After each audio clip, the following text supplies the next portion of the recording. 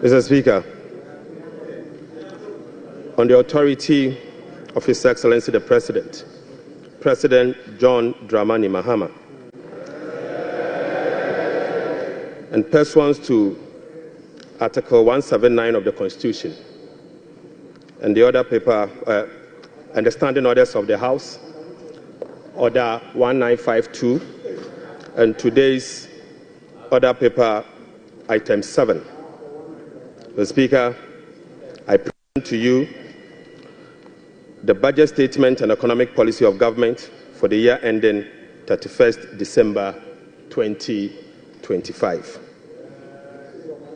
Right Honourable Speaker, today marks a moment of great significance, and I have the singular honor to stand before this House to present, on behalf of His Excellency President John Dramani Mahama, following his extraordinary mandate, the maiden budget of his new administration.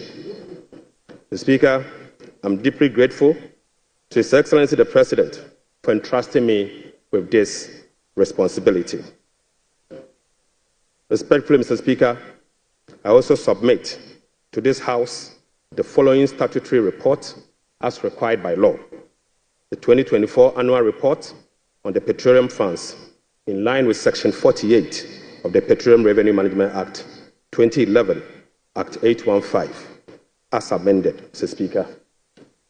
Mr. Speaker, I also submit the 2024 Energy Sector Levies Report in accordance with Section 6 of the Energy Sector Levies Act 2015, Act 899.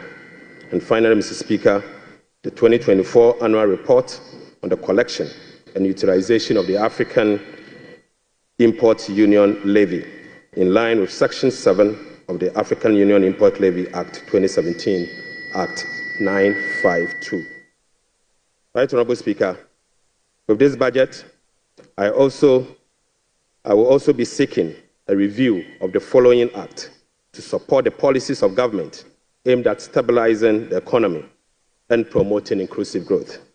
The first will be an amendment to the Petroleum Revenue Management Act 2011, Act 815. The second will be the Ghana Infrastructure Investment Fund Act 870. And the second will be an amendment to the Mineral Income Investment Fund Act 2018, Act 978. The Speaker, I will also be seeking amendment to the Energy Sector Levies Act 2015, Act 899. I will be seeking amendment to the Ghana Cocoa Board Act, Act 1984, the PNDC Law 81, as amended.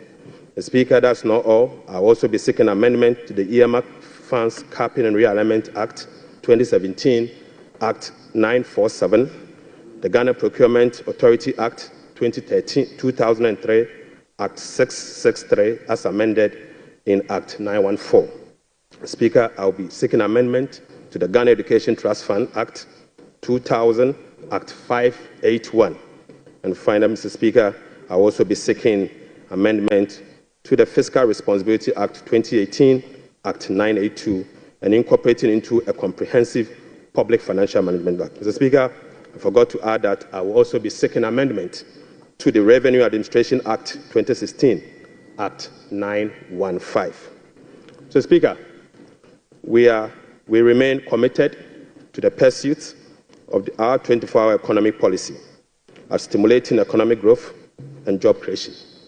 Right Honourable Speaker, this policy will contribute to addressing Ghana's structural economic challenge by creating an integrated, efficient, and increasingly export-driven industrial economy that fulfills the utilization of our national resources, capital, and labour power. Right Honourable Speaker, will be presenting the 24-hour economic policy to Parliament in due course. In this respect, Mr. Speaker, the Labour Act, the Ghana Investment Promotion Act, and other enabling legislations will be reviewed accordingly.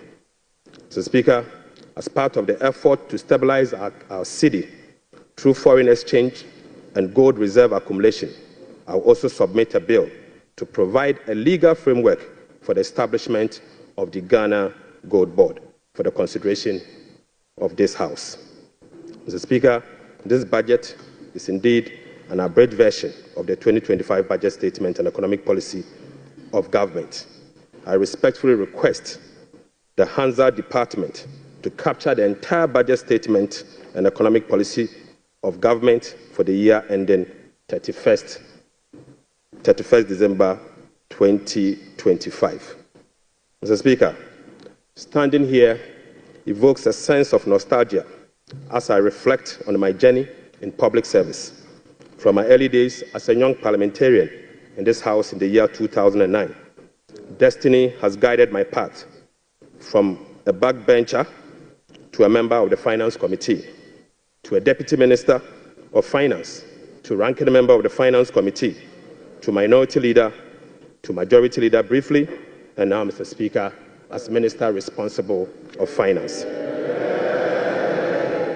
Right Honourable Speaker, the invaluable experience I gained in this chamber has shaped my perspective, sharpened my focus, and prepared me for the task at hand. I fully commit to supporting His Excellency the President to fix the economy of Ghana. I take this opportunity to extend my profound gratitude to the good people of Ejumako and Yanesiam, my constituents, and to you, Mr. Speaker, and members of this House across the aisle for your unwavering support throughout my years in this chamber. Mr. Speaker, this esteemed House is a sanctuary of rigorous debate, principled cooperation, and at times constructive disagreement, all in the pursuit of greater good of our beloved country.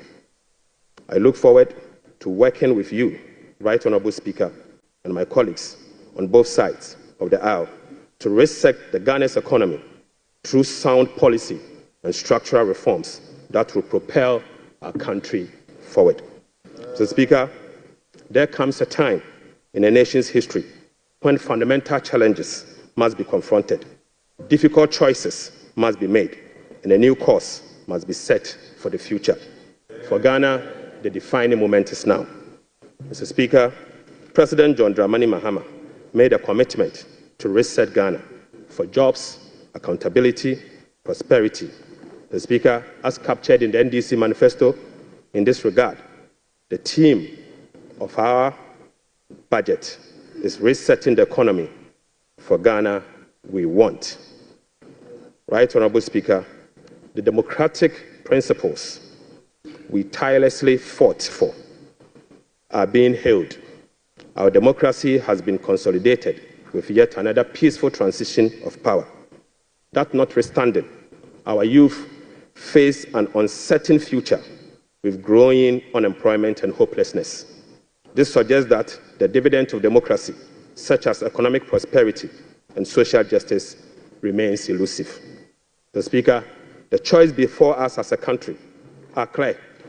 We can either continue on a path of self-destruction by not confronting the problems, or we can embark on a journey of fundamental reforms and transformation, one that resets our economic model, redefines our priorities, honors our social contract, and provides opportunity for all.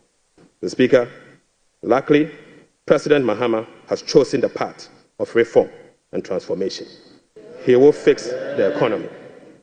He will restore hope and lead us to build the Ghana we want together.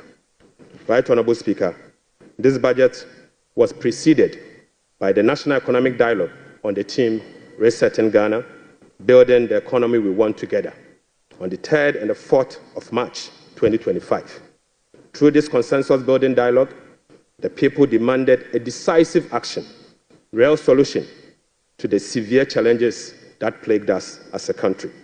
Mr. Speaker, the 2025 budget is a culmination of the true aspirations, felt needs, genuine desires of the people of Ghana, expressed through the engagement with diverse stakeholders.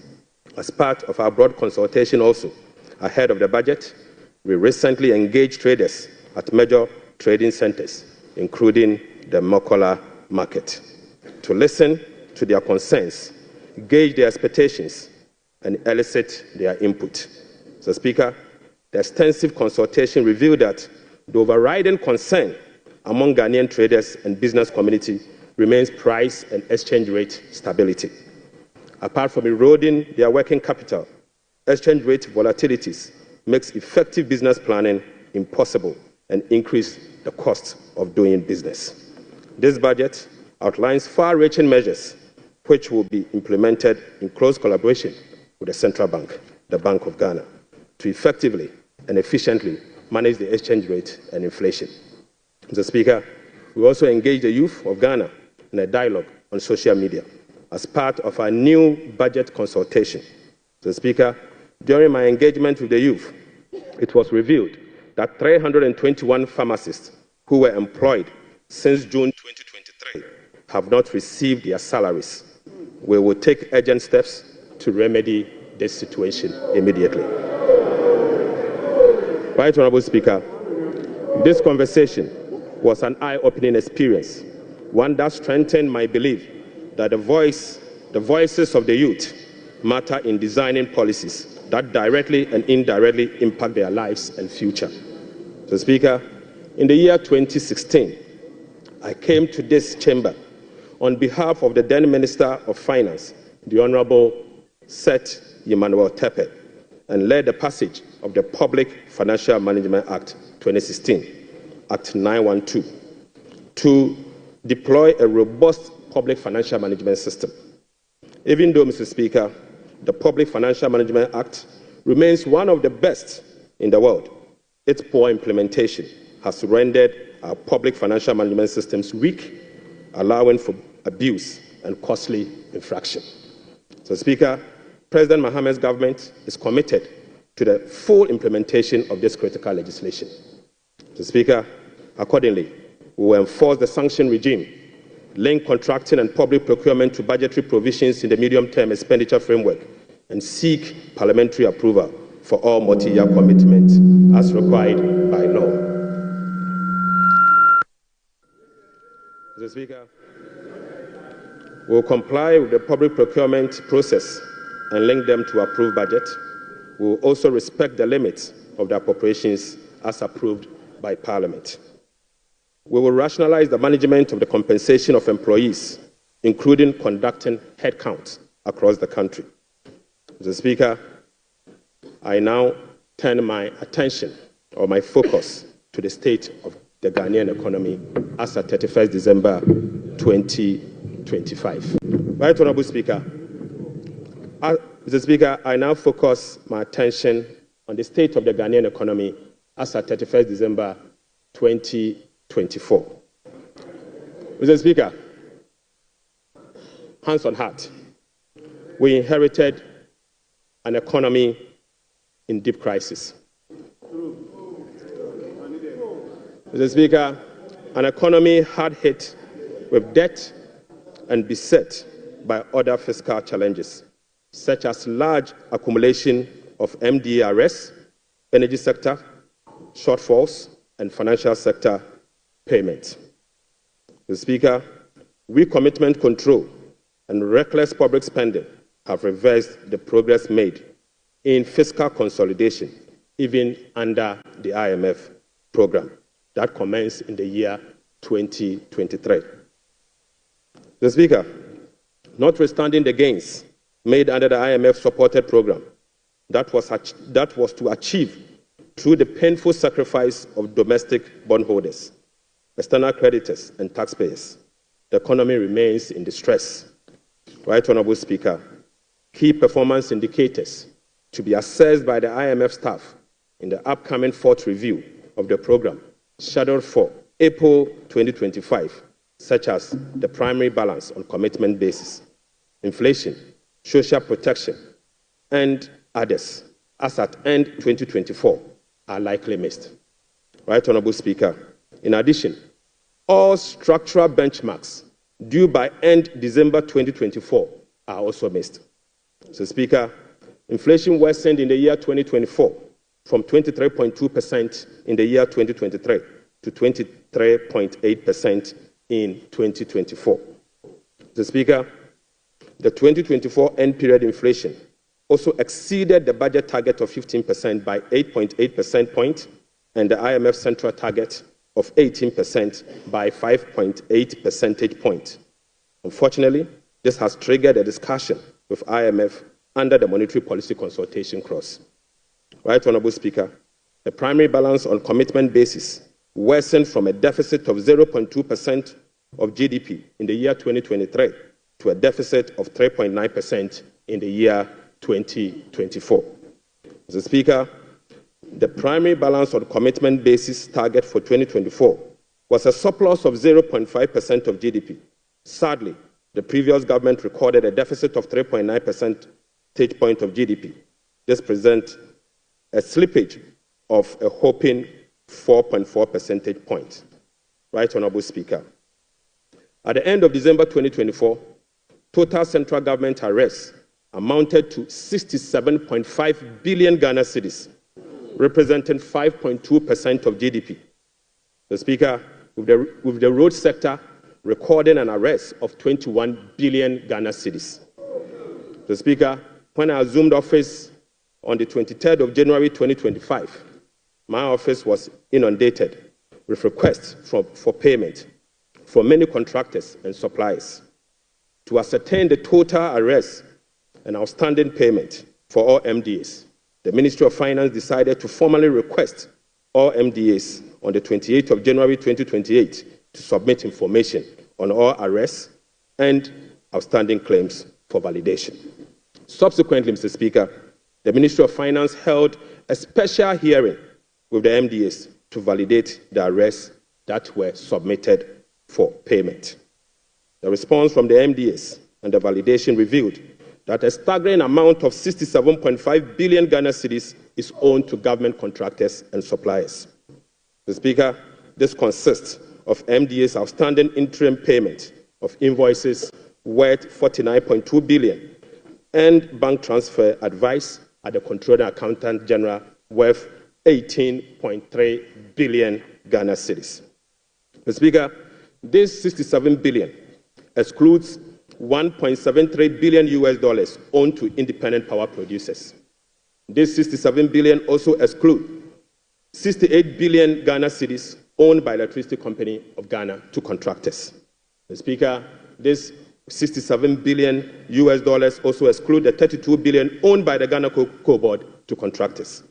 And Mr. Speaker, this 67.5 billion also excludes the 5.75 billion owned by the Ghana Road Fund to various contractors. Right Honourable Speaker, the Bank of Ghana is also seeking an amount of 53 billion Ghana cedis as bailout to be able to address their negative equity challenge that they face. Mr. Speaker, as part of the measures to address these mounting accumulated arrests, we have commissioned an audit of these arrest payments and guarantee value for money before a penny will be paid. Mr. Speaker, before a penny will be paid, we'll commit to do that arrest. Right Honourable Speaker, in addition to the 67.5 billion cedis in arrests, the validation process also revealed that MDAs have awarded contract to the tune of a minimum 194 billion Ghana cedis. Mr. Speaker, this amount represents 16.5% of GDP as at the end of 2024, with the road sector again alone accounting for 100 billion Ghana cedis. Mr. Speaker, most of these contractors and most of these contracts were awarded without commencement certificate and authorization. Mr. Speaker, this is in blatant violation of the Public Financial Management Act 921. Right Honourable Speaker, let me now update you on our debt service obligations. Mr. Speaker, apart from the huge arrests and commitment, our fiscal situation is further complicated by huge bullet debt service and constrained fiscal financing options. Currently, Mr. Speaker, the government option to finance the budget is limited to only Treasury bill market following the debt restructuring program. Moreover, the forthcoming debt service of both domestic and Eurobond debt obligation will have profound implications for fiscal sustainability and balance of payment. Right Honourable Speaker, domestic debt service alone, programmed for the next 4 years, is 150.3 billion Ghana cedis. So, Speaker, simply put, the interest and principal payment that will be due for payment beginning now for the next 4 years is 150.3 billion Ghana cedis. This represents 11.6% of GDP in domestic debt service obligation alone.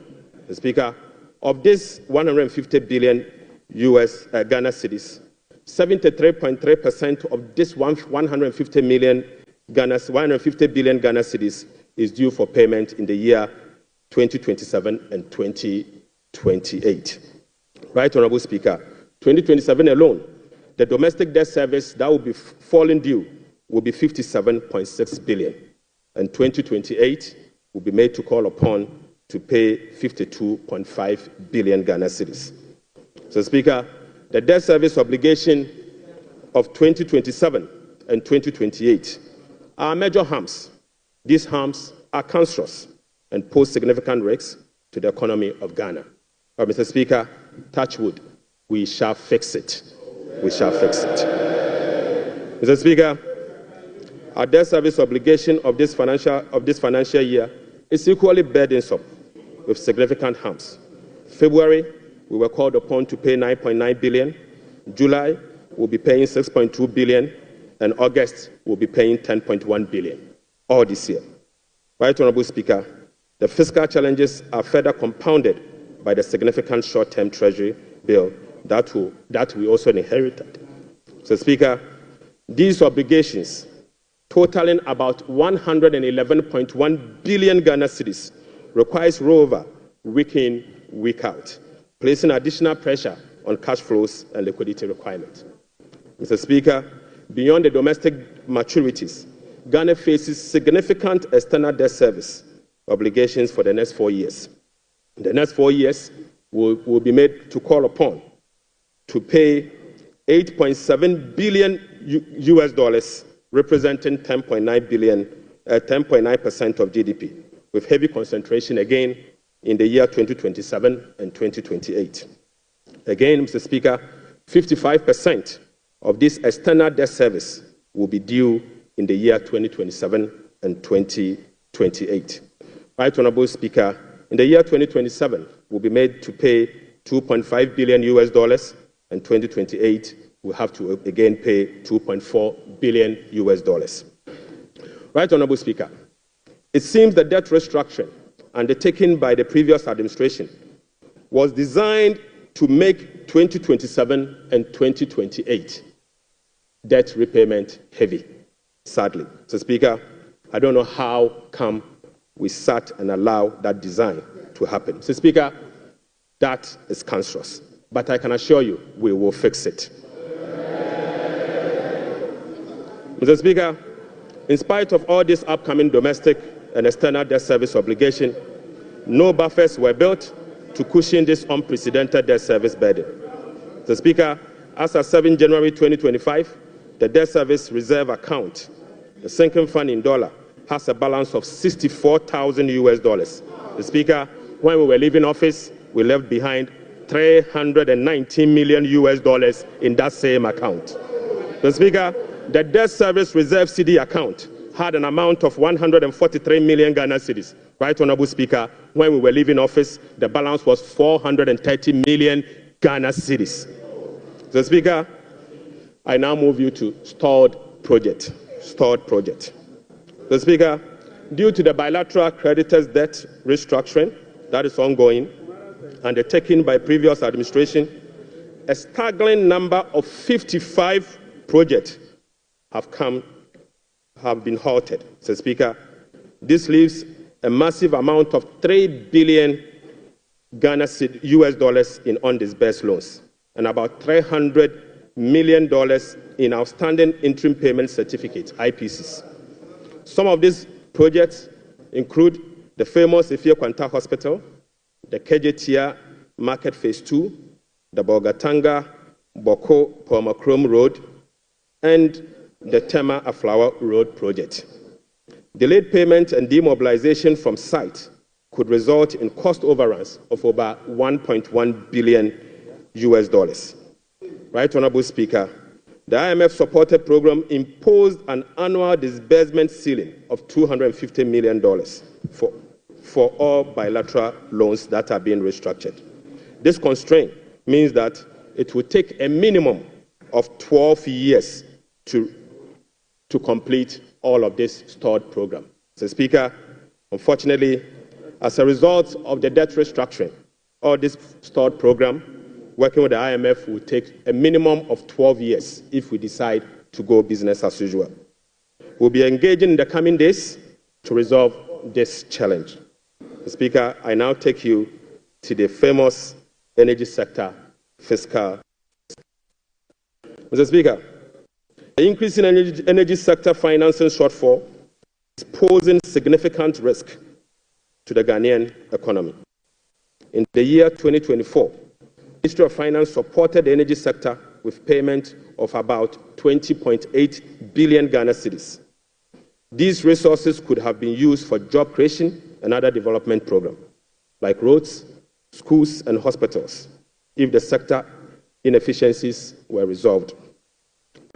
A recent exercise conducted by the Sector Financing Modeling Team under the Energy Sector Recovery Program, ESRP, revealed that the business-as-usual energy sector financing shortfall has increased significantly to about 35 billion Ghana cedis for the year 2025 alone, even after spending in excess of 20 billion cedis in the year 2024. Right, Honourable Speaker, more importantly, the shortfall for the period 2023 to 2026 has been estimated to be about 140 billion Ghana cedis. Mr. Speaker, this amount is 20 times more than the allocation for goods and service for all MDAs in the year 2025. Mr. Speaker, in addition, the energy sector shortfalls, which relate to current invoices that are largely unpaid legacy arrests due to the independent power producers. Mr. Speaker, the legacy arrests stood at $1.73 billion as at end 2024. Right, Honourable Speaker, the cocoa sector, which has long been the backbone of the Ghanaian economy, is sadly on its knees, owing to gross mismanagement.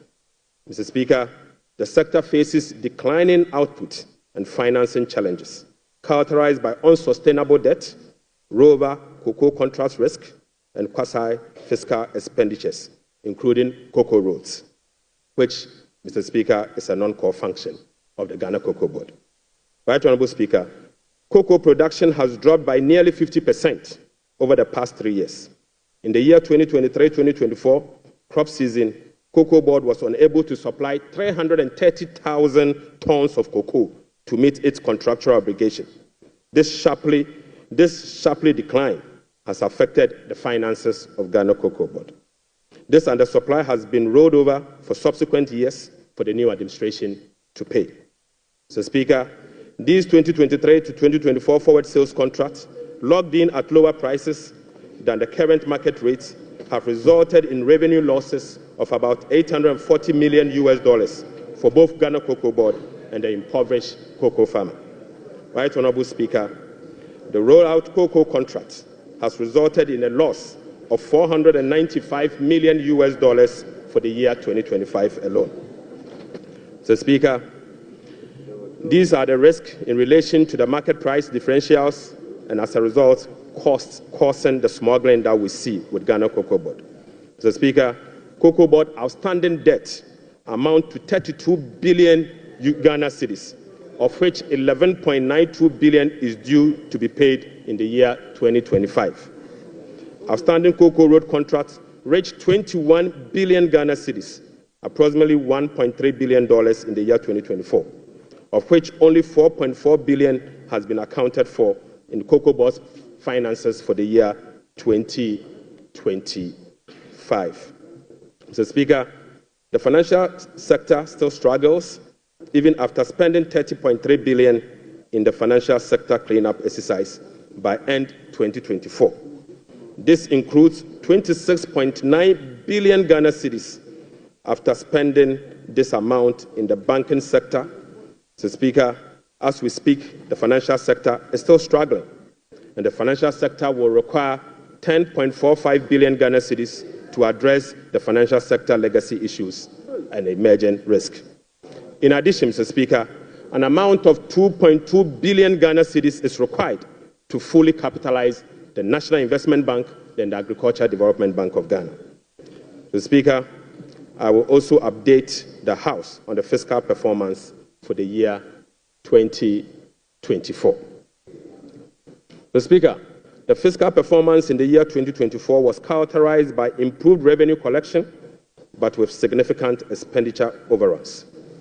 In addition, large arrests were accumulated over the period. Mr. Speaker, in summary, the provisional data shows the following. 1. Primary balance on commitment basis, the key fiscal anchor of the IMF program, worsened from a deficit of 0.2% of GDP at the end of 2023 to a deficit of 3.9% of GDP at the end of the year 2024. This is 4.4 percentage points worse than the target surplus of 0.5% of GDP. Sadly, Mr. Speaker, on cash basis, Mr. Speaker, the primary balance was a deficit of 1.2% of GDP against a target of 0.6% of GDP, representing a 100% deviation. Mr. Speaker, the overall fiscal balance on commitment basis for 2024 was a deficit of 7.9% of GDP against a target of 4.2% of GDP, while the overall fiscal balance on cash basis was a deficit of 5.2% of GDP against a target of 5.3% of GDP. Total revenue and grant amounted to 186.6 billion Ghana cedis, or 15.9% of GDP, 5.3% above the revised target of 177.2 billion Ghana cedis, or 17.4% of GDP.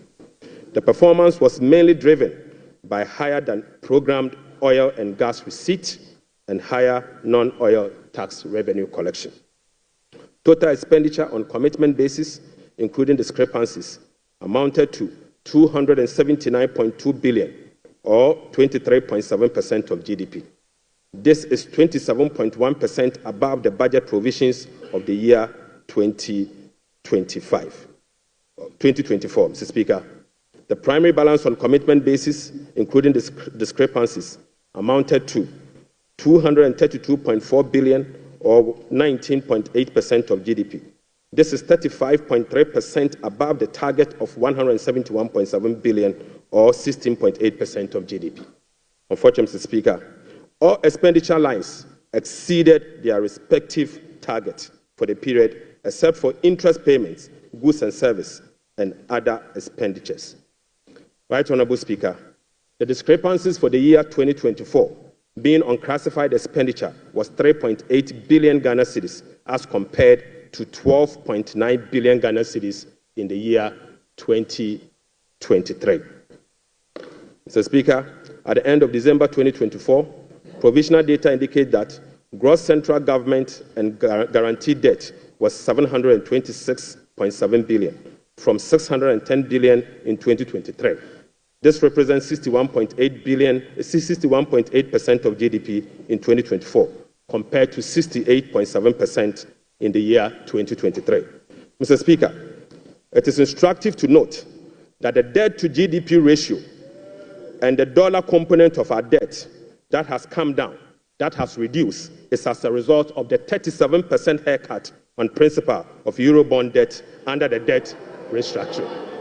Mr. Speaker, it is important to know that. Mr. Speaker, Right Honourable Speaker, it is instructive to note that the debt to GDP that has reduced is as a result of the 37% haircut on principal and interest that were given to Eurobond bondholders. So, Speaker, you may recall that the government commenced the debt restructuring program in the year 2022 to restore debt sustainability and economic stability. As of now, the restructuring process is approximately 93% completed. The remaining 7% relate to debt of $2.7 billion owed to commercial creditors. We are committed to completing the remaining debt restructuring as soon as possible. Mr. Speaker, real sector development in the year 2024. Right Honourable Speaker, provisional 2024 GDP statistics published by the Ghana Statistical Service on the 10th of March 2025 shows that overall real GDP growth increase. Mr. Speaker, at the end of increased to 5.7% in the year 2024. Mr. Speaker, I take that again. Mr. Speaker, provisional 2024 GDP statistics published by the Ghana Statistical Service on the 10th of March 2025 show that overall GDP growth grew by 5.7% of GDP in the year 2027, compared to the growth rate of 3.1% recorded over the same period. Mr. Speaker, the key driver of this growth was largely coming from gold mine, Mr. Speaker, including Galamsey. Including Galamsey. Mr. Speaker, Galamsey growth cannot be sustainable. Mr. Speaker, non-oil GDP growth.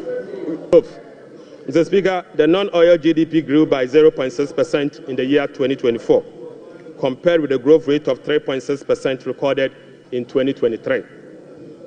Mr. Speaker, the gross international reserves increased to a stock position of $8.98 billion at the end of 2024 and was enough to cover 4 months of import, exceeding the target of a floor of 3 months of import cover. At the end of 2024, the currency had depreciated by 19.2% against the US dollars, 17.8% against the euro, against the British pound, Mr. Speaker, and it had depreciated by 13.7% against the euro. Mr. Speaker, Right Honourable Speaker, it is what it is. The state of our economy is troubling, but we will fix it. Mr. Speaker, touch wood, we will fix it. But Mr. Speaker, it will require some sacrifices, truthfulness, transparency, and discipline. We will take strong measures to confront the situation head on. Mr. Speaker, the sacrifice must come from all stakeholders, beginning with the government.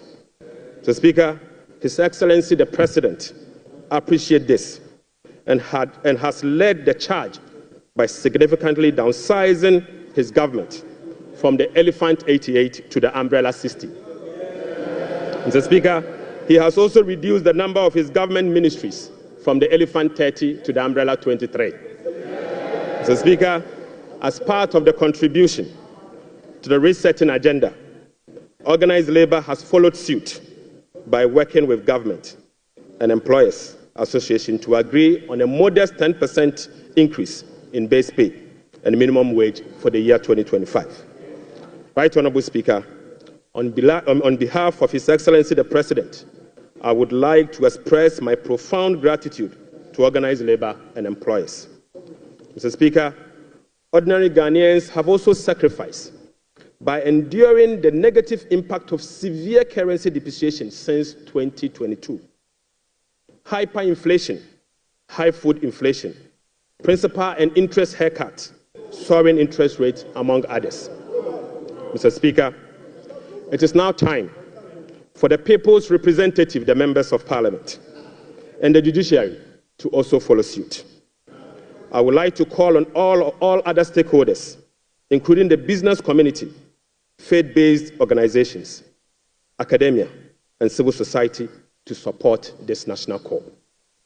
So, Speaker, our immediate task is to reset our nation, to restore good governance, reduce the excruciating suffering of our people, and set our country on a trajectory of economic transformation.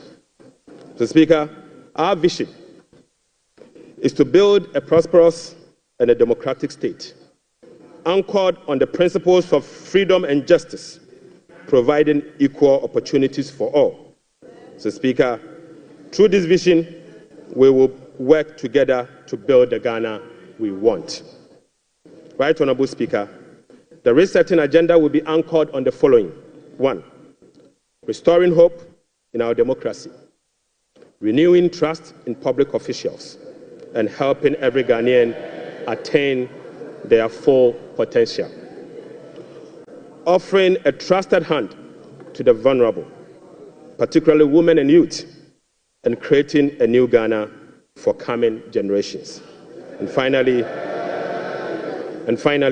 stimulating demand by patronizing made-in-Ghana goods under the 24-hour economy.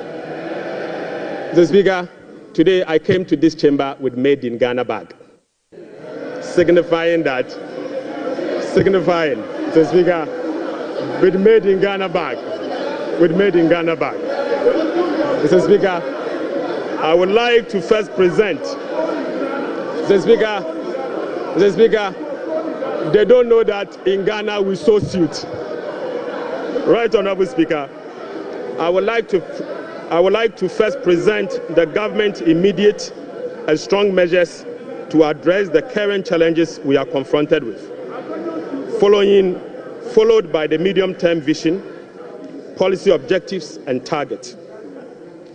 Right, Honourable Speaker, consistent with Section 14 of the Public Financial Management Act 2016, Act 911, the fiscal policy objectives of this government is to support the economic transformation agenda to ensure the macroeconomic stability of the country within the macroeconomic and fiscal framework. More specifically, the fiscal policy objective of the government include the following: rationalizing government expenditure and eliminating wasteful expenditures, optimizing domestic revenue mobilization through broadening of tax base, increased non-tax revenue collection, adopting enhanced tax compliance measures, and modernizing the tax administration through digital technology. Mr. Speaker, we will also increase the share of domestic expenditure to spur economic growth and job creation. We'll be reducing public debt to sustainable levels and adopting prudent debt management practice to support debt sustainability. Reducing the fiscal deficit progressively in accordance with the amended Fiscal Responsibility Act to promote fiscal and debt sustainability. And Mr. Speaker, restoring confidence in the Ghana economy.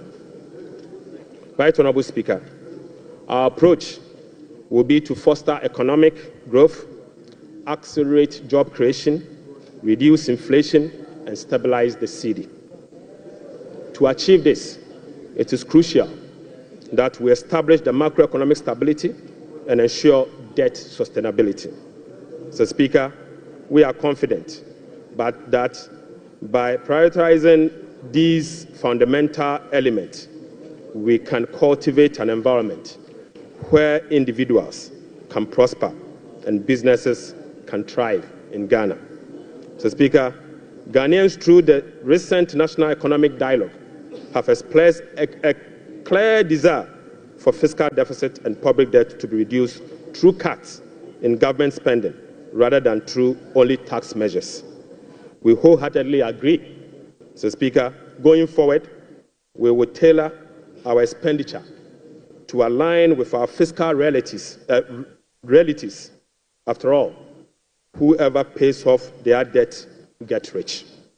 Mr. Speaker, we are poised to implement a three-pronged approach to achieve our objective, beginning with this budget immediately. First will be to recalibrate the fiscal adjustment, and we believe that by prioritizing spending-led fiscal adjustment can initiate a positive cycle. Fiscal adjustment can initiate a positive cycle in a way that first, it will help lower inflation and curb depreciation of the cedi. Secondly, it will lessen government reliance on borrowing, which in turn will reduce the crowding out of private sector and lower interest rates. Lastly, this approach will ease the strain on monetary policy, allowing the central bank some greater flexibility to reduce monetary policy rates, ultimately resulting in lower bank and lending rates. Mr. Speaker, the second approach will be to deliver a shock therapy. Mr. Speaker, we are implementing a form of shock therapy to the economy by making significant spending cuts this year, thereby reducing the government financing needs and front-loading fiscal adjustment. This is the down payment for our policy credibility and creditworthiness. Right Honourable Speaker, our third approach will be to restore fiscal responsibility. By moving forward, we will enhance public financial management by empowering ministers to effectively manage their budget on their own, ensuring strict compliance with the commencement certificate. Mr. Speaker, we'll be passing and enforcing a revised Fiscal Responsibility Act. And finally, we will enforce the sanction regime for non-compliance of the Public Financial Management Act. Mr. Speaker, in pursuit of the overarching macroeconomic objectives, the following macroeconomic targets have been set for the year 2025. Overall real GDP growth of at least 4% of GDP. Mr. Speaker, not less non-oil real GDP growth of at least 4.8% of GDP. Mr. Speaker, end period inflation rate of 11.9%. Mr. Speaker, primary balance on commitment basis of a surplus of 1.5% of GDP. Mr. Speaker, gross international reserves, including oil funds and encumbered assets, to cover not more than a minimum of 3 months of import. Mr. Speaker, to address inflation, government will implement a number of measures to complement the Bank of Ghana and monetary authorities. Mr. Speaker, the measures to stabilize the exchange rate include the following. We will be establishing the Ghana Gold Board to enhance the generation of accumulation of forex to support the stability of the Ghana cedi. The Bank of Ghana will continue to implement its FX forward auction to support the stability of the Ghana cedi. Government's strong fiscal consolidation through the reduction in public sector spending and the fiscal deficit will reduce the pressure on the exchange rate. Mr. Speaker, our import substitution drive under the 24-hour economy involving domestic production of key products originally imported will reduce import and related FX requirements, boding well for FX stability. Right Honourable Speaker, we are addressing the inflation problems through a number of measures, including the following. First, specific interventions, including the Agriculture for Economic Transformational Agenda, is expected to increase food production and reduce food inflation. Government will implement policies that target items with large weight in the CPI basket, such as transportation and utility, to reduce their prices.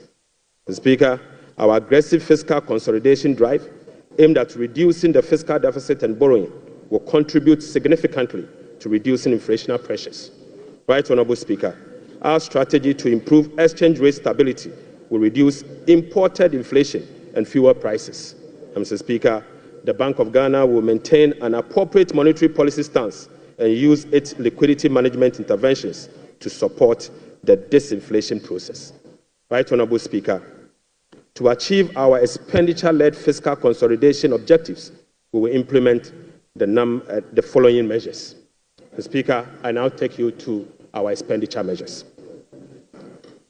Mr. Speaker, the following expenditure measures will be implemented in 2025 and the medium term to support fiscal consolidation agenda. First, we will conduct a comprehensive audit to validate the quantum of arrests and commitment as at 31st December 2024. Mr. Speaker, the mandatory use of blanket purchase order to capture multi-year commitment contracts in line with our medium-term expenditure ceilings will be implemented. We will amend the Public Procurement Act to provide for an independent value-for-money office to scrutinize government procurement. Mr. Speaker, we will also work with Parliament to amend the Public Procurement Act to make commencement certificate and budgetary provision a prerequisite for all procurement that will be paid by the central government. Mr. Speaker, we will fully integrate GANEPS and GIFMIS to ensure that only MDA's projects and purchase orders that have approved budget and allotment can obtain procurement approvals. Mr. Speaker, we will operationalize the compliance desk at the Ministry of Finance to monitor reports on commitment and arrest accumulation. Mr. Speaker, aside that, we will publish a PFM league table for compliance purposes.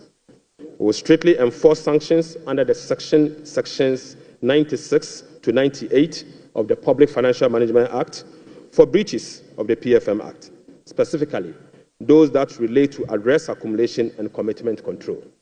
Right, Honourable Speaker, we will cut waste, and we will cut it very deep. Mr. Speaker, in this regard, we have selected expenditure items including the Ghana Cares, the U-Start, One District, One Factory for complete elimination. Mr. Speaker, we will reassign the functions of development authorities such as Coastal Development Authority, the Northern Development Authority, the Middle Belt Development Authority to the district assemblies and do away with the development authorities. So, Speaker, we will amend the Petroleum Revenue Management Act to allocate all ABFA resources for infrastructure use, not for goods and services, but for infrastructure use.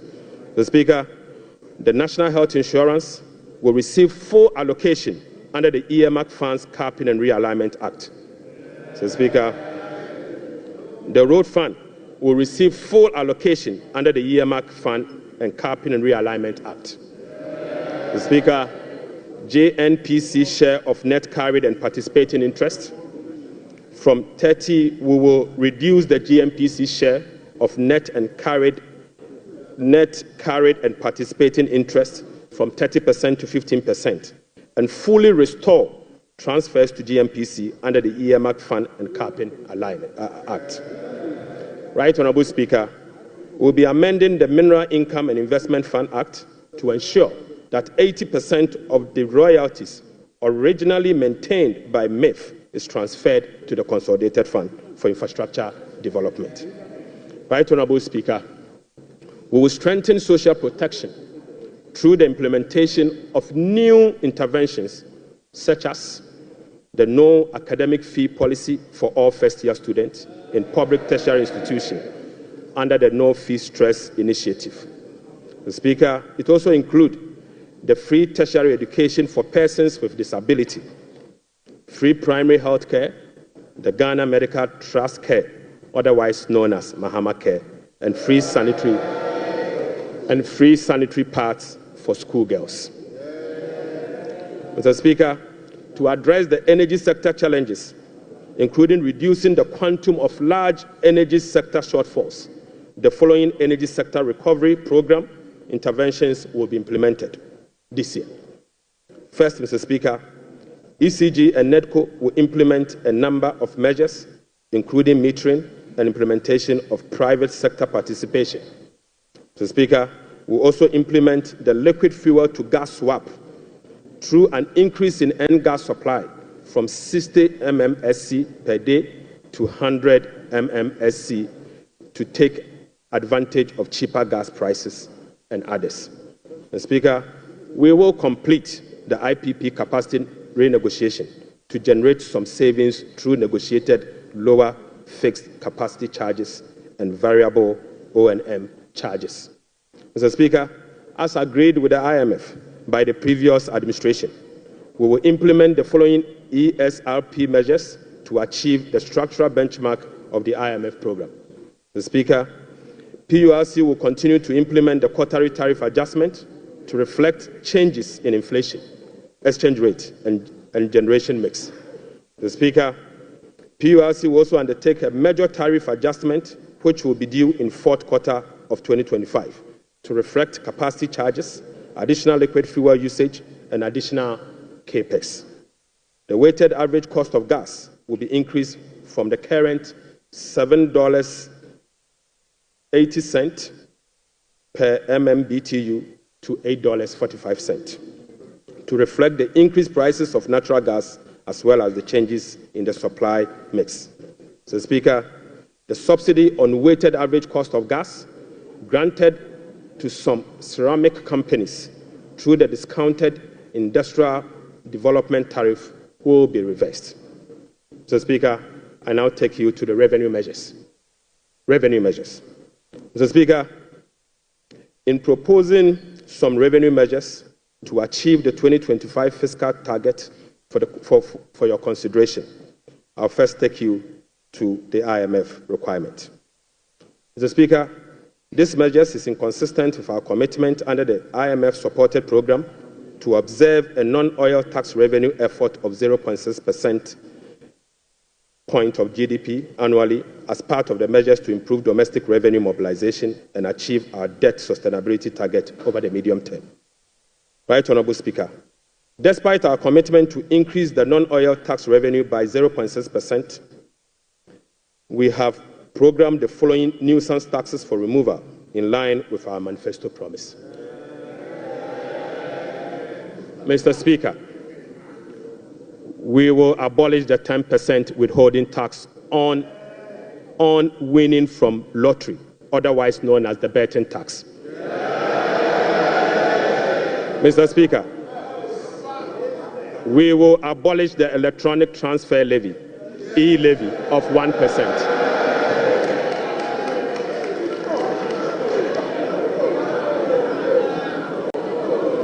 Mr. Speaker, we will abolish the 10% withholding tax on betting. We will abolish the electronic transfer levy, e-levy, of 1%. We will abolish the emission levy, otherwise as in Wusie tax. We will abolish the VAT on motor vehicle insurance policy. Mr. Speaker, we will abolish the 1.5% withholding tax on unprocessed gold by small-scale miners.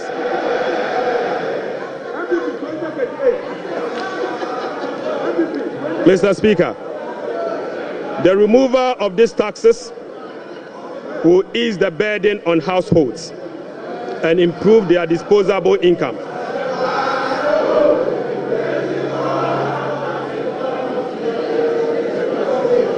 Right, Honourable Speaker, the removal of these taxes will ease the burden on households and improve their disposable incomes. In addition, it will support business growth and improve tax compliance. Mr. Speaker, right, Honourable Speaker, the tax refund account has been abused in recent years. In the last 8 years, a study revealed that 29.1 billion Ghana cedis had accrued to the tax refund account, with only 12.5 billion Ghana cedis, representing 43% of the total accrued amount, being used for tax refund purposes. Mr. Speaker, the study also revealed that 16.6 billion Ghana cedis, representing 57% of the total amount accumulated in the tax refund account, was misapplied. Mr. Speaker, which is a total violation of the Revenue Administration Act, Act 915, and the Public Financial Management Act. Instructively, Mr. Speaker, there were virtually no tax refund arrests over the period. Mr. Speaker, and therefore, we are reducing the current tax refund ceiling by 2 percentage points from 6% to 4% of total revenue, as defined in Section 69 of the Revenue Administration Act, Act 915. Mr. Speaker, by reducing the ceiling on the tax refund from 6% to 4%, right, Honourable Speaker, we have saved the taxpayer 3.8 billion Ghana cedis. Mr. Speaker, this amount is enough to close the revenue shortfalls from the removal of the e-levy and the betting levy. Mr. Speaker, the e-levy would have accrued 1.9 billion Ghana cedis, and the betting tax would have accrued 180 million. The two put together is just above 2 billion Ghana cedis. By reducing the tax refund account from 6 to 4, it is enough to remove this tax, and the savings will be provided to take care of social interventions.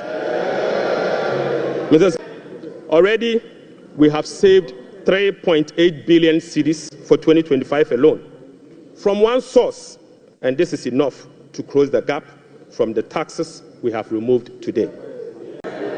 Mr. Speaker, to address the concerns from well-meaning Ghanaians on how we are going to close the revenue shortfalls as a result of the removal of the selected taxes, the answer is that we have stopped the bleeding. We have stopped the bleeding. Mr. Speaker, accordingly, with this budget, we will amend the Revenue Administration Act 2016, Act 915. This measure will improve the tax revenue net of tax refund by 2%, representing 0.3% of GDP. Mr. Speaker, in line with government policy, the 2025 minimum wage, recently negotiated with the National Tripartite Committee, will be zero-rated. This is consistent with our resolve to protect the poor and the vulnerable.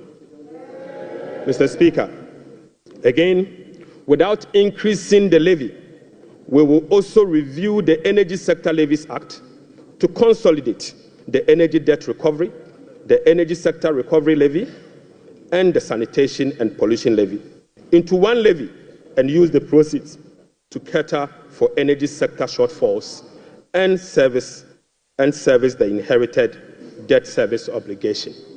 Mr. Speaker, the reset has just begun.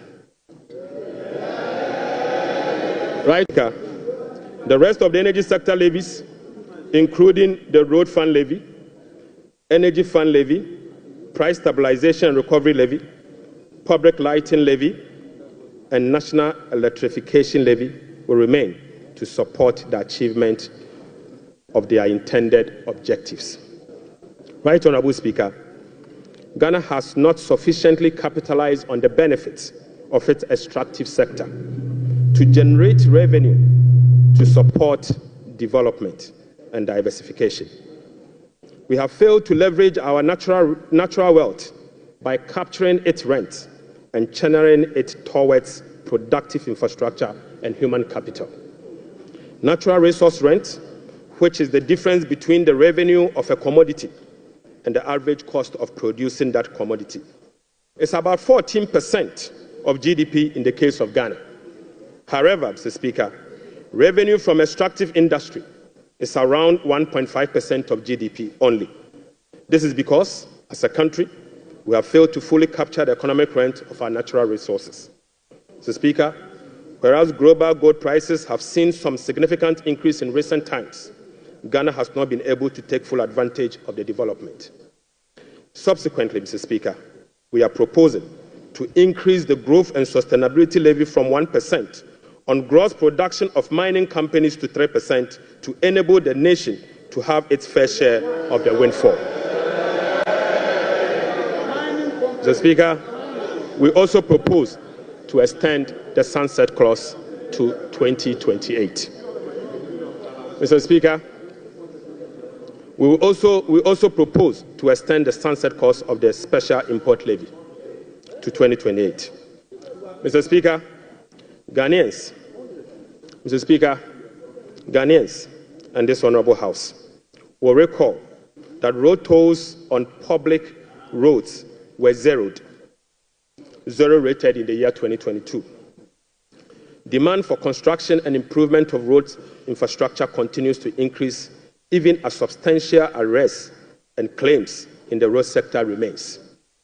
Right Honourable Speaker, while the annual average collection from road tolls have not been significant compared to its potential, the existing zero-rated policy for road tolls has increased the situation and dimmed the prospect of raising enough revenue from tolls to road construction and maintenance. Accordingly, government will work with the stakeholders, including the private sector, to roll out a technology-driven solution to reintroduce road tolls this year as part of the big push. Right Honourable Speaker, we will also strengthen the legal and regulatory regime for non-tax revenue and enforce the framework to improve service delivery. This will be achieved through the introduction of an overarching non-tax revenue legislation, amendment of existing relevant laws, and the development of a national non-tax revenue strategy and policy. Mr. Speaker, as part of the reforms to improve other non-tax revenue streams, government will explore the operationalization of a regulatory framework for collection, management, and reporting of property rates consistent with our medium-term revenue strategy 2024 to 2027 and the Local Government Act. Mr. Speaker, we believe that the local authorities must be given the opportunity to collect their own property rates. Mr. Speaker, the current compliance rate for SMEs and personal income tax is below 30%, which is extremely low. Government will embark on an aggressive and sustained tax education campaign in the next 2 to 3 years to ensure improved compliance and tax revenue mobilization. We will also institute a quarterly dialogue on tax issues among the Ghana Revenue Authority, Ministry of Finance, and the business community to ensure that issues affecting businesses are addressed promptly. Mr. Speaker, I now take you to VAT reforms. Right Honourable Speaker, we commit to the people of Ghana and this House, the business community, that we will undertake a comprehensive value-added tax reform this year. Mr. Speaker, with the aim to review the current distortions and cascading structure of the value-added tax regime. Ghana's effective rate, VAT rate is about 22%. This is obviously because the 2.5% Get Fund levy, the National Health Insurance levy of 2.5%, and the COVID levy are well added to the base for a final determination of what is due for VAT purposes. Mr. Speaker, aside the high VAT rate, businesses are not permitted by law to claim their input VAT for NHIL, Get Fund, and COVID levy, compounding the burden on households. Right Honourable Speaker, our VAT regime has been distorted and rendered inefficient. It combines both VAT and sales tax principles with a flat rate, standard rate, and levies. We have requested for technical assistance from the Fiscal Affairs Department of the IMF on VAT reforms. It is expected that the IMF mission will commence in April 2025. The recommendations from the Technical Assistance Mission are expected to inform our reform. Mr. Speaker, ahead of the IMF Technical Assistance Mission, I will inaugurate a VAT reform task force to hold broad consultation with key stakeholders for their input. Mr. Speaker, the parameters for VAT reform will be is for them to complete this year. Mr. Speaker, the parameters will include the following.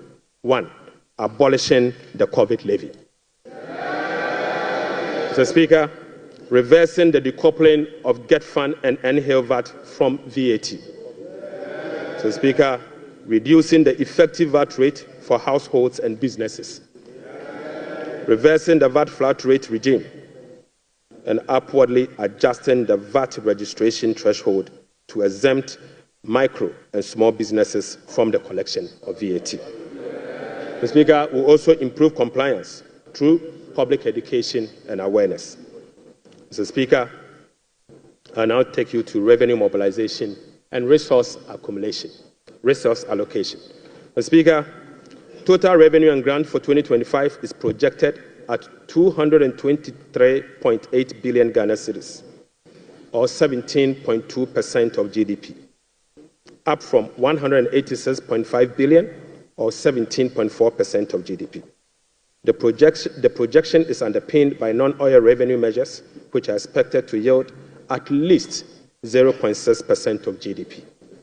Mr. Speaker, total expenditure on commitment basis for 2025 has been programmed at 269.1 billion, representing 20.7% of GDP, down from 279.2 billion, which is 26% of GDP in the year 2024.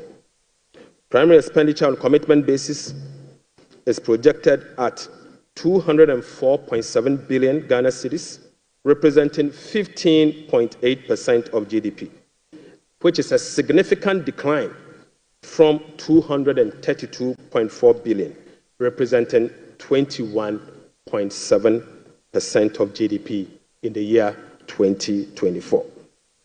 Mr. Speaker, based on the resource allocation from 2025 fiscal year, the total appropriations for the year ending 31st December 2025 is 290,971,212,435 billion Ghana cedis. Mr. Speaker, budget financing. Right Honorable Speaker, based on the estimate for total revenue and grant and total expenditure, the projected overall balance on commitment basis is a deficit of 43.8 billion Ghana cedis, equivalent to 3.1% of GDP. The corresponding primary balance on commitment basis is a surplus of 20.3 billion Ghana cedis, equivalent to 1.5% of GDP. On cash basis, Mr. Speaker, overall balance is a deficit of 56.9 billion Ghana cedis, equivalent to 4.1% of GDP. The corresponding primary balance on cash basis is again a surplus of 7.3 billion, equivalent to 0.5% of GDP. Right Honorable Speaker, the cash deficit of 56.9 billion is expected to be financed from both foreign and domestic sources. The total foreign net financing will amount to 21.4 billion Ghana cedis. Foreign financing will include a provision for financing from IMF ECF program disbursed of 720 billion Ghana cedis and the World Bank Development Policy operations of 600 million Ghana cedis. The residual net domestic financing will amount to 36.9 billion, representing 65% of total financing for 2025. This is expected to be sourced from the issuance of debt at the short end of the domestic market and opening of the domestic market. Mr. Speaker, the government will take steps to reopen the domestic bond market to extend the maturity profile. The reopening will be executed cautiously to establish large-size benchmark bonds that will enhance market liquidity. Right Honorable Speaker, further is to reduce the risk on debt portfolio of government, and we will build cash buffers to support effective implementation of the liability management strategy. Mr. Speaker, this will help smoothen the redemption profile and mitigate refinancing risk associated with Ghana's debt portfolio. Mr. Speaker, the government in 2025 and the medium term will implement liability management operations to manage the risk embedded in the Eurobond debt profile. Right Honorable Speaker, beginning 2025, we will commence the operationalization of Section 37 to Section 44 of the Public Financial Management Act 2016. Mr. Speaker, in doing so, we will be building sufficient buffers in the sinking fund as a landmark reform to manage our public debt. Right Honorable Speaker, I'm pleased to report to the House that following our proactive fiscal management strategy, in our engagement with the market, this management strategy has yielded sufficient dividend. Mr. Speaker, on the 7th of January 2025, the NDC government inherited a 91-day Treasury bill rate of 28.19%.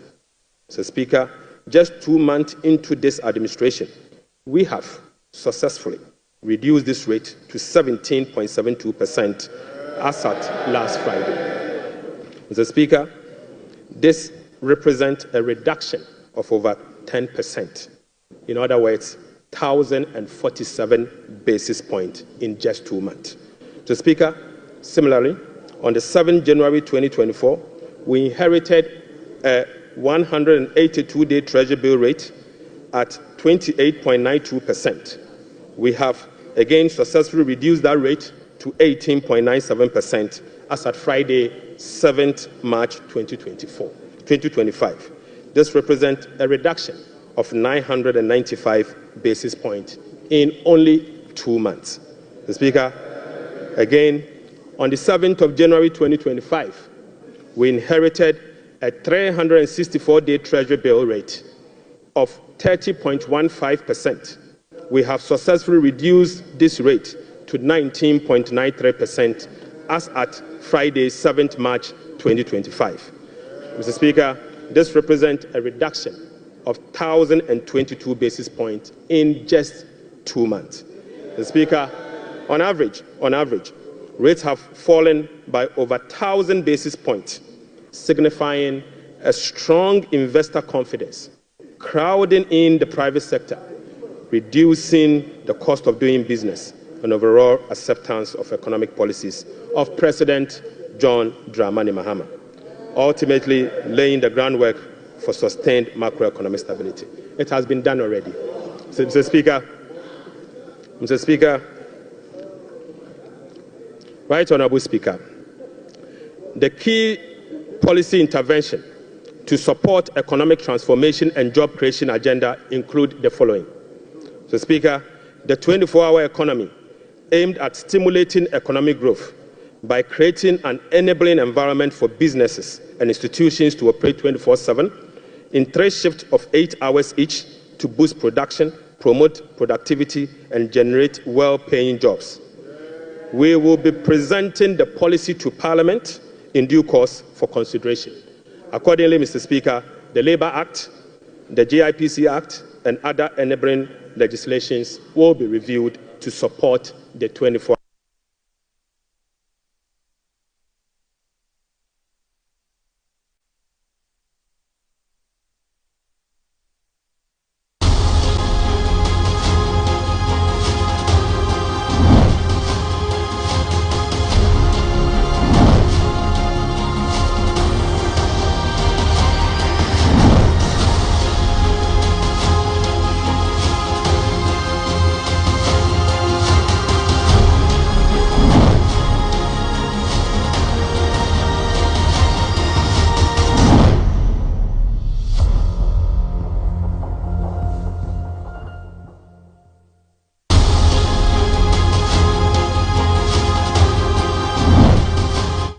Complement monetary policy with fiscal and real sector policies to reduce inflation.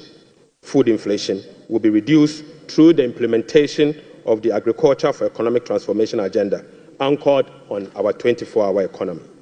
Right Honourable Speaker, we will undertake key structural reforms to support inclusive economic growth, fiscal and debt sustainability, sound public financial management, efficient public service delivery, and good governance. Mr. Speaker, we will restructure the Bank of Ghana to strengthen its independence and operationalize its efficiency mandate. Mr. Speaker, we will ensure that social protection is adequately catered for in the course of the year. We will use government procurement to drive Made in Ghana agenda to promote production and consumption of Made in Ghana goods. Right Honourable Speaker, to demonstrate this agenda, as I said, I came to this House with a presentation of a bag proudly made in Ghana by Horseman. Mr. Speaker, this should be encouraged.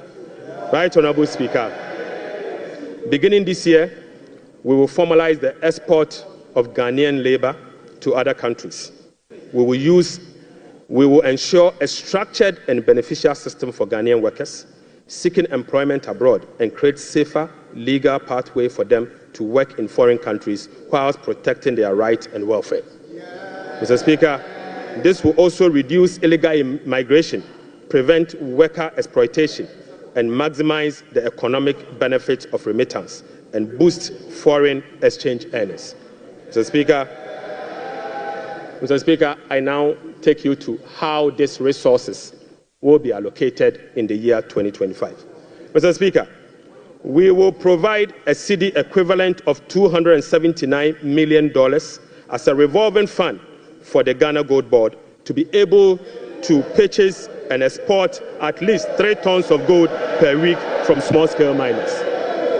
Mr. Speaker, we have allocated 13.85 billion Ghana cedis for Big Push project.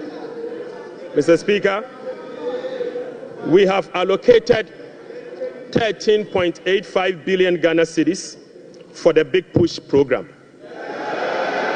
Mr. Speaker, an amount of 499.8 million Ghana cedis has been allocated for the non-academic fee policy for all first-year students in public tertiary institutions under the No Fee Stress initiatives.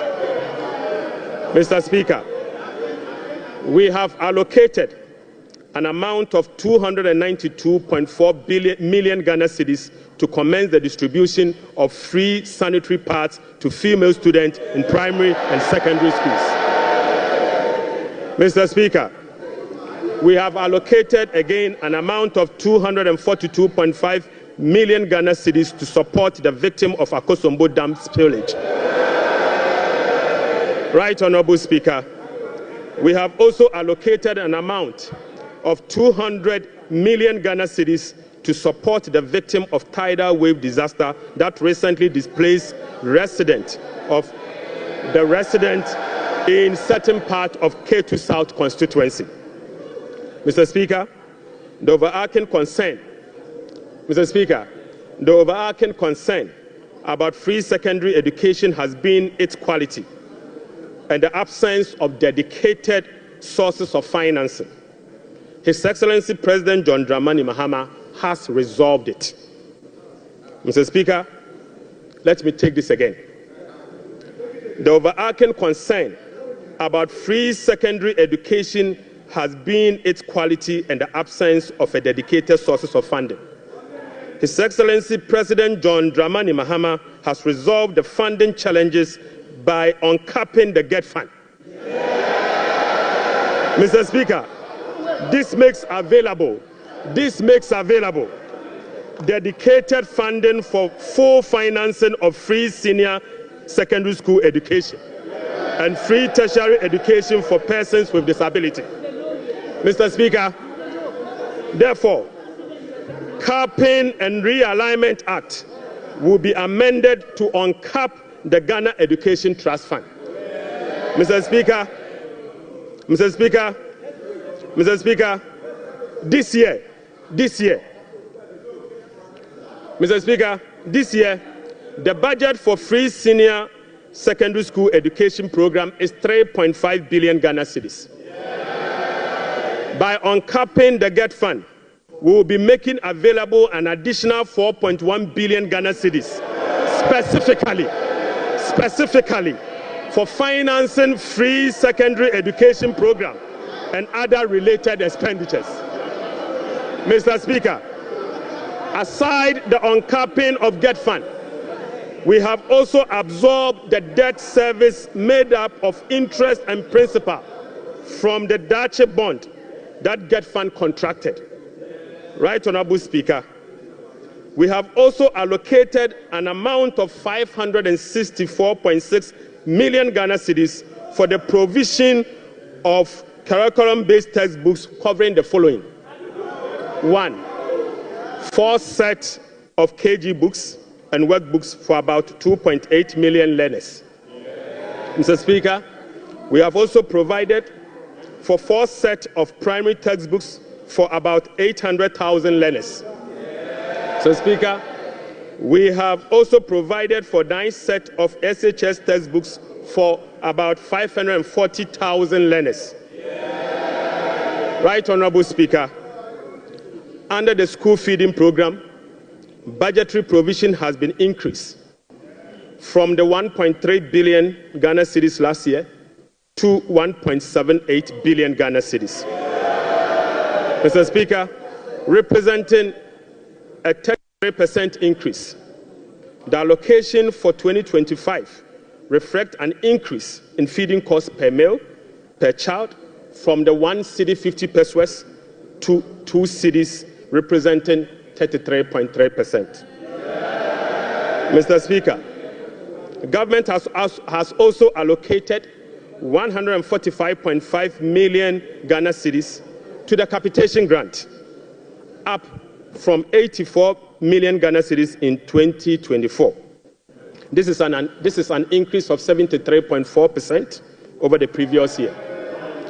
Mr. Speaker, we have also allocated 203 million Ghana cedis for the payment of teacher training allowances and another 480 million Ghana cedis to nursing training allowances.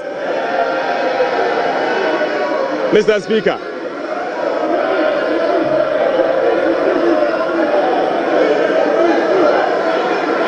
Mr.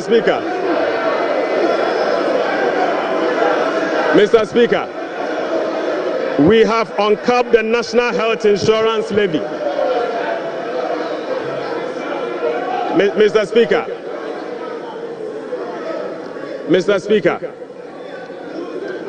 we have uncapped the National Health Insurance Levy. An amount of about 10 billion Ghana cedis has been programmed for the National Health Insurance Scheme. And this amount is expected to be used for the following: claim payments, essential medicine, vaccine payment, free primary health, the Ghana Medical Care Trust, Mr. Speaker, and bridging the USAID financing shortfall. Mr. Speaker, in the year 2025, government will continue to implement reforms and increase budgetary allocation to enhance the implementation of 4 targeted social protection programs, namely National Health Insurance, the LEAP program, the school feeding program, and the capitation grant.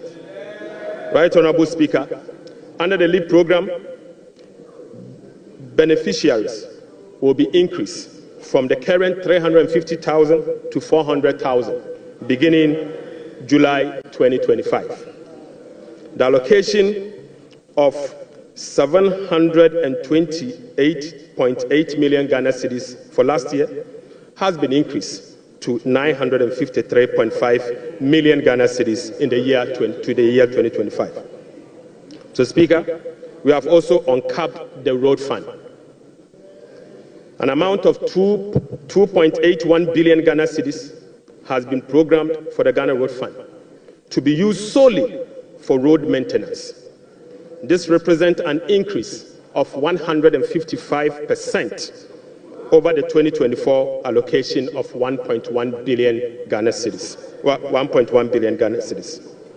Mr. Speaker, we have also allocated an amount of 7.5 billion Ghana cedis to the District Assembly Common Fund. In accordance with our decentralization policy, we propose to Parliament that a minimum of 80% of the funds allocated to the District Assembly Common Fund should be sent directly to the district assemblies to spur economic growth and at the district level to deepen decentralization. Right Honorable Speaker, I repeat, we have allocated an amount of 7.5 billion Ghana cedis to the District Assemblies Common Fund. Mr. Speaker, in accordance with our decentralization policy and objective, we propose to Parliament that a minimum of 80% of the funds should be sent directly to the district assemblies to spur economic growth at the district level and deepen decentralization. Mr. Speaker, it is worth noting that in a stark contrast to what has happened recently at the District Assembly Common Fund, where only 50% of the released amount are sent to the District Assembly for the purposes of running the assemblies. Mr. Speaker, we have also allocated an amount of 1.5 billion Ghana cedis for Agriculture for Economic Transformation Program, of which Feed Ghana, Ghana Grains Development Project, Vegetable Development Project, and Nkoko Nketenkete are all key components of the program. Right, Honorable Speaker, we have also allocated 51.3 million Ghana cedis as seed fund for the establishment of the Women's Development Bank. Mr. Speaker, we have also allocated 300 million Ghana cedis to the National Apprenticeship Program. Mr. Speaker, I repeat, we have also allocated an amount of 300 million Ghana cedis to the National Apprenticeship Program. Right, Honorable Speaker, we have also allocated an amount of 100 million Ghana cedis to the Edumewura Program. Mr. Speaker, an amount of 100 million Ghana cedis has been allocated to the National Codes Program. Mr. Speaker, another amount of 100 million Ghana cedis has been allocated for the payment of monthly allowance to all Assembly members.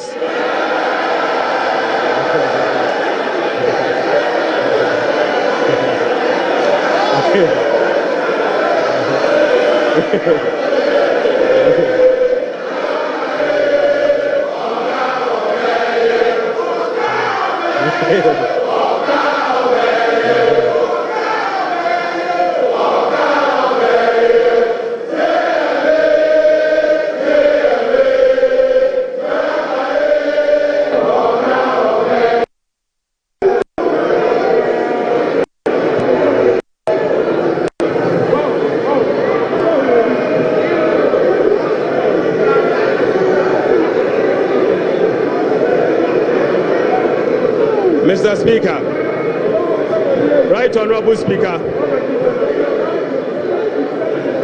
Honorable Speaker, sector ministers will be presenting to this House a detailed sectorial performance and outlook, as well as, Mr. Speaker, sector ministers will be presenting to this House a detailed sectorial performance and outlook, as well as sector-specific policy interventions to deal with the challenges of various MDAs. Mr. Speaker, I want to repeat this. Mr. Speaker, sector ministers will be presenting to this House a detailed sectorial performance and outlook, as well as specific sector interventions to deal with the challenges of various MDAs. This is indeed a departure from the norm, where ministers of finance present detailed sectorial performance as part of their budget speech. Mr. Speaker, I believe sector ministers must be made to do so. Right Honorable Speaker, in conclusion. Mr. Speaker, in conclusion. Mr. Speaker, the state of the economy, as I have presented, does not reflect an economy that has turned the corner.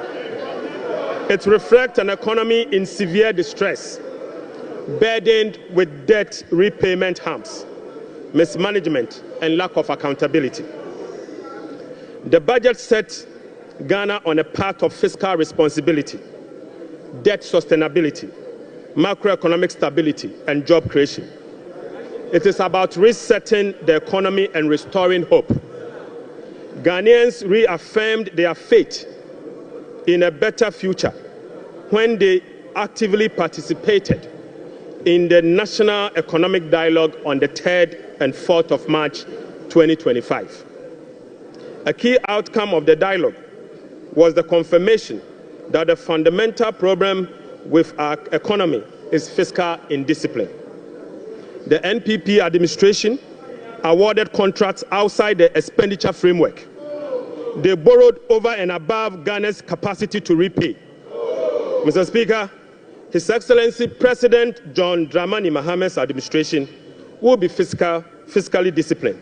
and deliver improved public service to our people in a cost-effective manner. Mr. Speaker, we remain steadfast in meeting the IMF program target while restoring Ghana's creditworthiness. We have achieved a lot in a short time, but this is only the beginning. Our commitment to reform we will not waver on that, Mr. Speaker. We have achieved a lot in this short time, and our commitment to reform will not waver. Those who doubt our resolve should not underestimate the determination of the people of Ghana, who will no longer tolerate ineffective governance. Together, we will navigate these turbulent times and emerge stronger. Mr. Speaker, we are making serious progress. Right, Honorable Speaker, we are making progress. We committed to running a lean, efficient government of 60 ministers. Mr. Speaker, we have delivered. Mr. Speaker, we committed to scrapping the e-levy. We have delivered.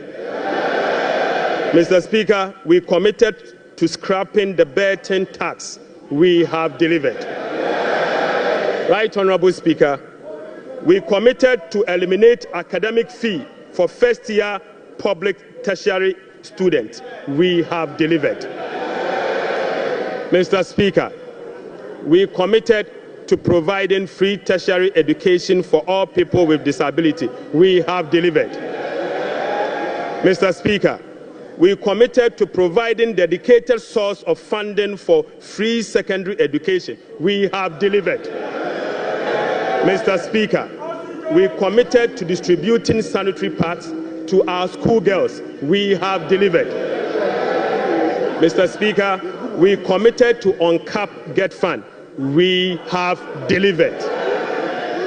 Mr. Speaker, we committed to uncap the national health insurance. We have delivered. Right, Honorable Speaker, we committed to uncap the road fund to maintain our roads. We have delivered. Mr. Speaker, we committed to hold a national forum on education. We have delivered. Right, Honorable Speaker, we committed to hold a national dialogue on the economy. We have delivered. Mr. Speaker, we committed to deliver free primary health care. We have delivered. Mr. Speaker, we committed to deliver Mahama Care Program to finance the treatment of non-communicable disease. Mr. Speaker, we have delivered. Mr. Speaker, we committed to deliver free textbooks to school children. We have delivered. Mr. Speaker, we committed to begin the implementation of $10 million Big Push program. Mr. Speaker, we have delivered.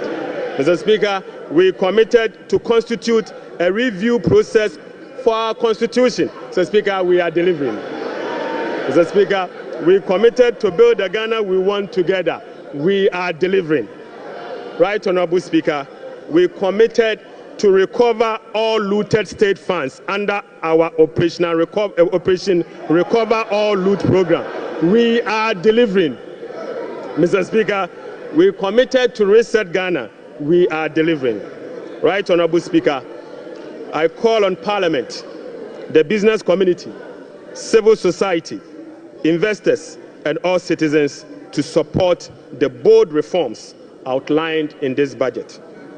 Together, Mr. Speaker, we have the power to build a resilient economy that will help us tackle the challenges we face as a country.